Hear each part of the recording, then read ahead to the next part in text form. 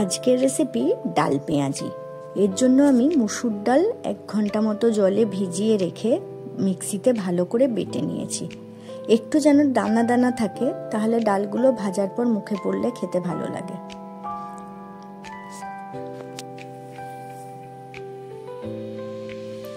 এই বাটা মুসুর ডালের মধ্যে আমি বেশ অনেকটা পেঁয়াজ, স্বাদ মতো লবণ, ভাজা জিরে গুঁড়ো, বেশ কিছুটা আমচুর পাউডার আর স্বাদ মতো কাঁচা লঙ্কা দিয়ে ভালো করে মেখে নিলাম। এরপর ছাঁকা তেলে অল্প আঁচে ভেজে নিলেই তৈরি ডাল পেঁয়াজি।